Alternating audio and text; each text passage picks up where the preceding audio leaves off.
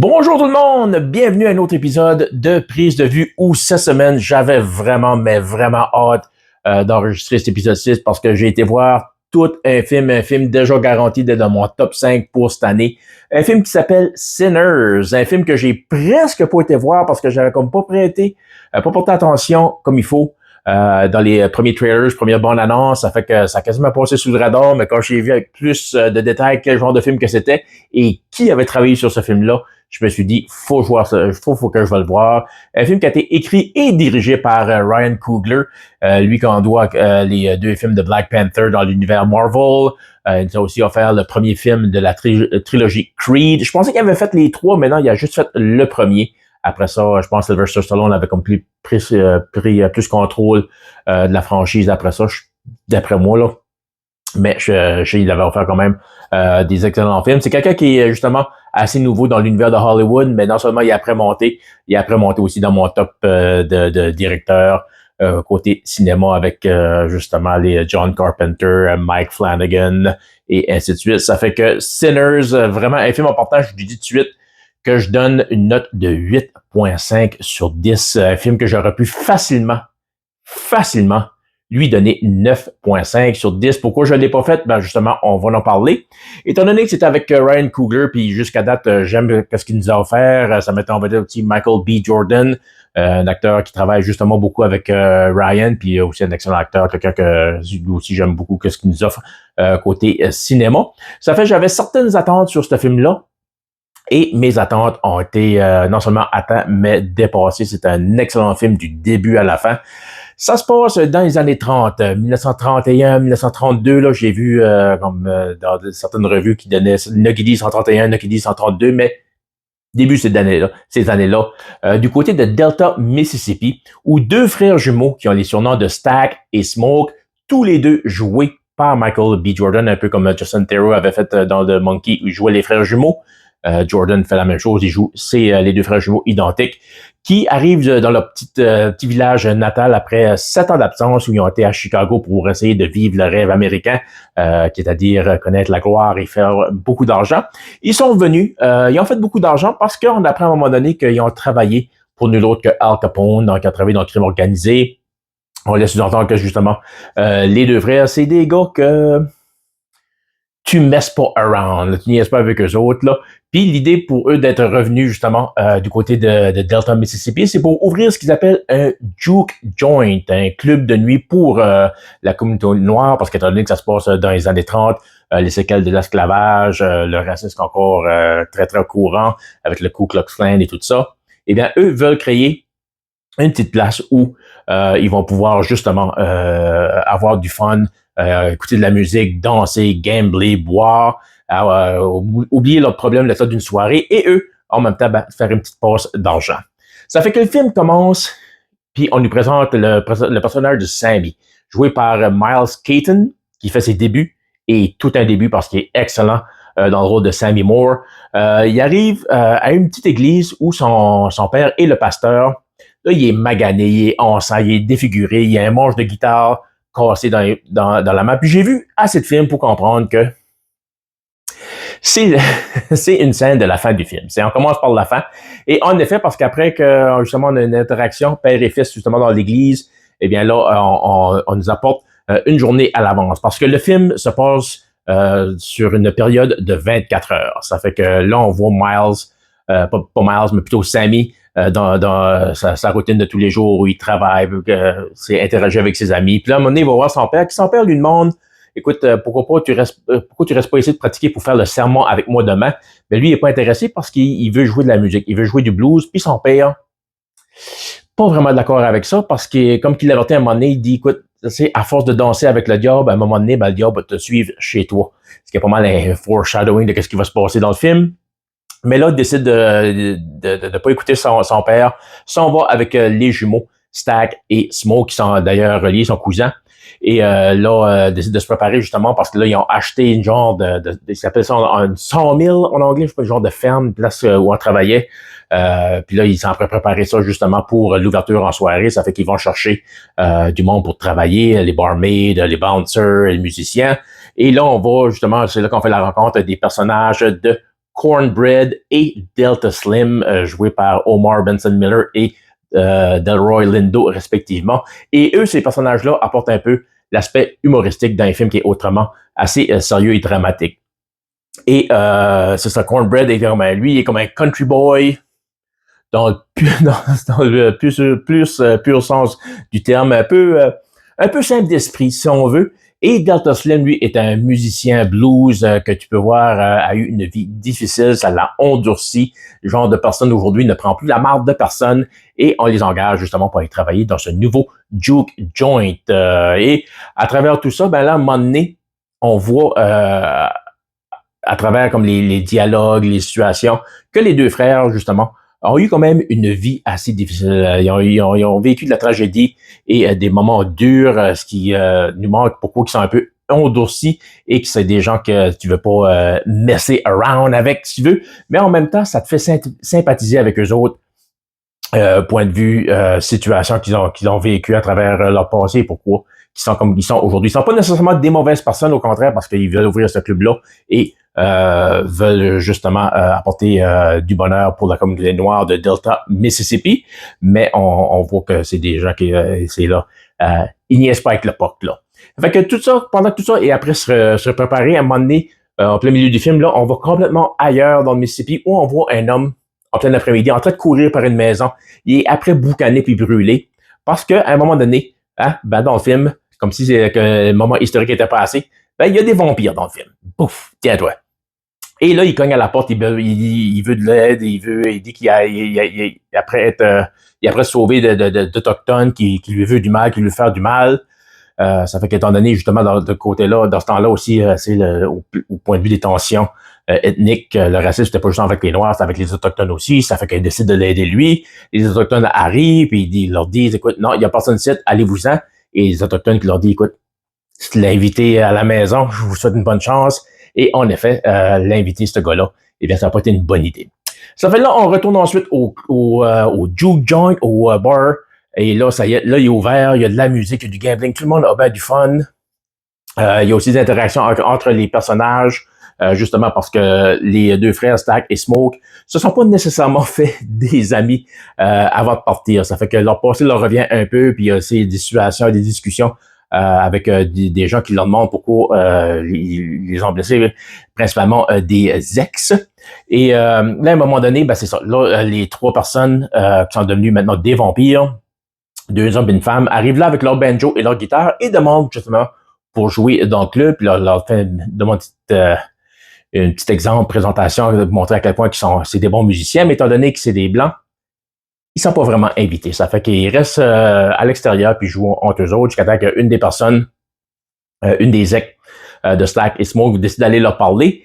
Et c'est là que ça dégénère et au fur et à mesure qu'il y a quelqu'un qui va sortir du bar pour aller à son char, aller pisser aux côtés d'un arbre, c'est là que justement le nombre de vampires se multiplie, si tu comprends ce que je veux dire, jusqu'à ce qu'à un moment donné, on comprenne la situation, on comprend ce qui se passe et il y a une confrontation ultime entre les humains et les vampires. Le film, comme je vous disais, ça se passe sur une période de 24 heures, dure 2 heures 17 minutes à peu près. Il y a une mid-credit scene, il y a une after-credit scene.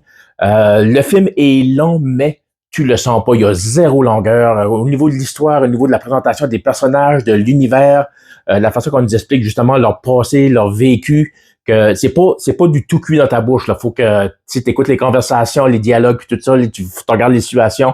Puis à un moment donné, c'est toi, faut qu'il fait le calcul pour justement te rendre de A à B. Ah, ok, c'est ça qu'ils ont vécu. Ah, c'est pour ça qu'aujourd'hui, ben ils sont un peu frustrés de la vie. Tout ça, c'est vraiment bien réalisé. Côté des vampires, moi surtout avec ces monstres-là classiques, quand ça vient les vampires, zombies, loups-garous, je suis ben pointilleux de la façon dont ils sont présentés au cinéma et à la télévision. Puis de ce côté-là, c'est justement le problème pourquoi qu'ils attaquent pas de plein fouet le club, c'est qu'ils peuvent pas entrer dans une place tant qu'ils sont pas invités. Ça, c'est une des règles des vampires. Ça fait que à un moment donné, c'est comme ça qu'on s'aperçoit un peu lorsque Cornbread qui est parti pisser, là, il revient. Puis là, il dit OK, pouvez-vous me laisser rentrer? Puis là, il dit la porte est ouverte, là. C'est pourquoi tu rentres juste pas. T'as jamais besoin de. Puis là, ça fait que là, c'est là qu'on comprend qu'est-ce qui se passe. Puis à la fin, justement, C'est là où on nous ramène au début avec Sammy qui retourne à l'église avec son père avec le manche de guitare cassé et son père qui lui supplie de laisser aller ce manche de guitare pour justement une vie plus religieuse. Et est-ce que ça va arriver? Ben là, ça vous doit d'écouter le film pour justement savoir si c'est le cas ou pas. Un film que, comme je vous dis, j'ai adoré, j'ai vraiment trouvé ça excellent, ça m'a surpris. C'est un film que je vais voir à nouveau pour sûr quand ça va être une plateforme de streaming. S'il y a un steel case en 4K qui sort, c'est sûr, je vais l'acheter. Même je suis après le débat, ça me tente pas d'aller le réécouter de nouveau au cinéma. Il était bon à ce point-là. Un de mes top 5 jusqu'à date pour 2025, puis on est juste au mois d'avril. Ça fait que le film, je vous le recommande fortement. Point de vue gory, horreur, parce que oui, c'est un film d'horreur, je te dirais que rien de bien extraordinaire. J'ai vu pire que ça dans des séries télévisées, si on pense à The Boys ou même The Walking Dead. Ça fait que oui, c'est de l'horreur, oui, c'est violent, oui, c'est graphique par moment. Il y a de l'hémoglobine au pouce carré parce qu'il dit vampire, dit sang. Et surtout au troisième acte, c'est surtout là que le degré de violence, qu'au niveau action, c'est là que ça dégénère, si tu veux, mais dégénère dans le bon sens, étant donné que c'est un combat assez intense. La façon justement qu'ils ont réussi à rentrer dans le club, la façon qu'ils ont été invités, j'ai trouvé ça quand même assez intelligent, assez réaliste, parce que justement, il y a beaucoup d'émotions impliquées, à savoir s'ils vont pouvoir survivre cette nuit-là, à savoir si leur bien-aimé, leur personne, c'est parce qu'il y a des gens justement qui ont des familles, qui ont des enfants, et ça fait que j'ai vraiment aimé l'aspect du film. Il y a deux choses que je dirais à peu près qui m'a dérangé. Je veux pas dire que j'ai pas aimé parce que j'ai tout aimé du film, mais une des choses, c'est que j'ai trouvé qu'il y avait pas assez d'informations sur les vampires. Il y avait pas comme de background à savoir d'où ils venaient, qui ils étaient, pourquoi qu'ils étaient là. C'est là, c'est comme vraiment là on parle. Le film est là. On voit justement les deux frères, Stack puis Smoke, après se préparer pour ouvrir le club. Ils sont excités, ils engagent le monde. Il y a des situations qui se passent à travers ça où on apprend un peu plus sur leur passé. Puis là, pouf, boum, on va, ça y est, vampire. c'est vite de même. Puis j'aurais aimé un peu plus d'informations à ce sujet-là, de où ils viennent. Il y a aussi le fait qu'ils ont été bien présentés dans le film. Justement, ils ont suivi les lois. Là, ça prend un spike au cœur pour les tuer. Le soleil les brûle. Ils peuvent pas rentrer dans une bâtisse s'ils sont pas invités par quelqu'un. Ça fait que ça a été vraiment bien fait. C'est le côté, le fait que, aussitôt on dirait qu'il devenait vampire, on dirait qu'il devenait musicien. Aussitôt il pouvait chanter, il pouvait jouer de la guitare, jouer du banjo, on dirait que c'est comme si c'était inné en tant que vampire. Tu deviens vampire, t'es musicien. That's it. C'est parce que l'aspect musique, justement, a un rôle important. Puis il y a deux scènes que on dirait, ça m'a comme pas sorti du film, on dirait, j'ai trouvé, ça m'a déstabilisé un peu, puis je suis comme divisé sur ces scènes-là où, à un moment donné, on entend la narration d'une voix qui parle de l'importance de la musique blues, non seulement à cette époque-là, mais à travers les générations, à travers les décennies, à quel point ça a influencé plein de styles, plein de générations, plein de groupes ethniques. Puis là, à un moment donné, la scène qui est juste une longue scène féministe, pas de coupage de caméra, dans le bar quand c'est après jouer de la musique, du blues. La bâtisse prend en feu. Là, tu vois quelqu'un qui joue un solo de guitare sur une guitare électrique. Là, tu vois quelqu'un qui après spinner des disques. Là, tu vois d'autres tribus après danser sur leur propre musique. Puis tout ça, c'est tout placé ensemble. Vraiment une scène artistique abstraite qui est vraiment bien réussie. La chorégraphie, tout ça, l'effet, la bâtisse qui brûle, réussi. Mais c'est juste, on dirait que je sais pas à quel point cette scène-là allait avec le ton général du film, qui est quand même assez dark. C'est là, ces deux frères qui ont eu une vie difficile, qui essayent justement d'amener un peu de bonheur dans leur communauté, mis à travers le fait qu'ils sont encore dans les années 30 puis le racisme encore très coexistant. Ça fait que j'ai trouvé ça réussi, mais en même temps, on dirait que ça m'a comme déconcentré, ça m'a comme déstabilisé un peu. Puis aussi à la fin, après justement le combat ultime entre les vampires et les humains, là, il y a une autre petite situation qui se passe parce qu'il y a un petit twist à quelque part dans le film que j'ai trouvé vraiment intelligent qui nous explique justement pourquoi deux Noirs ont réussi à s'acheter une telle bâtisse assez facilement, même s'ils avaient bien de l'argent.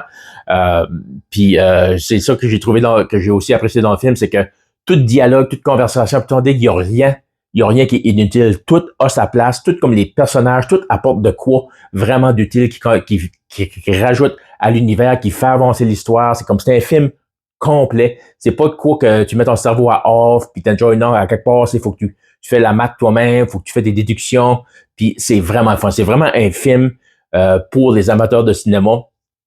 Puis justement, après ça, qu'est-ce qui se passe à la fin? Une autre petite situation abstraite, si tu veux, pour nous expliquer le sort d'un des personnages. C'était bien fait, c'était bien réussi, c'était émotionnel, mais en même temps, on dirait, si t'es pour faire un film de ce genre-là, bien, et plus de scènes comme ça à travers d'un film, surtout qui dure quand même 2h17 minutes, tu sais. Mais c'est, comme je dis, j'ai pas haï ça, c'est pas de quoi qui m'a comme déconcentré du film tant que ça, mais c'est juste, j'ai trouvé que c'était comme différent, puis avec le ton général du film du début à la fin, je ne sais pas à quel point ça avait sa place, mais je dis ça étant dit, c'est un excellent film, c'est un film que je vous recommande fortement. Sinners avec Michael B. Jordan, dirigé par Ryan Coogler, qui vraiment là, a fait un excellent travail avec ce film-là, puis tu vois que c'est un projet personnel pour lui, qui était vraiment passionné de faire de quoi d'excellent, puis il a vraiment atteint la cible. Ça fait que un film que je vous recommande, que moi-même, c'est pas mal un de mes classiques pour le reste de mes jours, que je vais écouter pas mal à tous les ans pour les années à venir.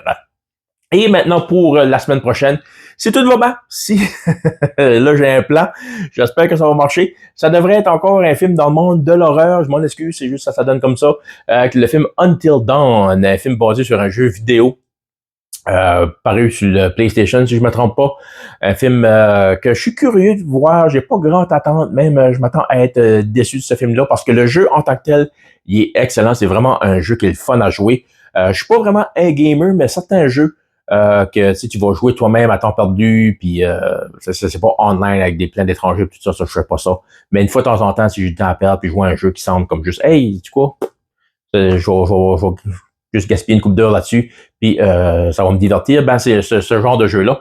Puis la raison pourquoi il y a un film là-dessus, c'est parce que ça a été bien populaire. Il y a là tout de suite, là, il y a comme une mode, genre de revival, d'adapter des jeux vidéo au grand écran. Si on pense à Minecraft Movie, si on pense aussi à Last of Us sur Crave, il y a même Fallout sur Amazon Prime qui a eu des succès. Ça fait, je pense qu'on veut essayer de faire la même chose. Mais c'est que le jeu en tant que tel, c'est pas vraiment un jeu d'action, c'est un jeu de décision. Tu prends des décisions, puis ça affecte justement l'avenir de l'histoire. C'est plus que tu avances dans l'histoire, plus tu prends des décisions, plus ça les affecte. Ça fait qu'on va en parler plus la semaine prochaine avec plus de détails. Je vais pas voler le punch tout de suite. C'est juste que la semaine prochaine, là, je suis vraiment occupé. J'ai 2 spectacles, vendredi et samedi à Saint-Jean. Je suis en période d'écriture de musique également présentement pour mon groupe Nocturne. Je suis après planifié pour enregistrer un cover un classique francophone solo que j'ai commencé à travailler dessus, puis je vais commencer à enregistrer pour sortir à un moment donné. Je me croise les doigts avant de la fin de l'été. Ça fait que je suis bien occupé de ce côté-là. Mais je vais voir Until Dawn. Ça fait que si je peux me trouver une petite place pour aller au cinéma, ben ça va être Until Dawn la semaine prochaine. Ça fait qu'on se parle là. Salut!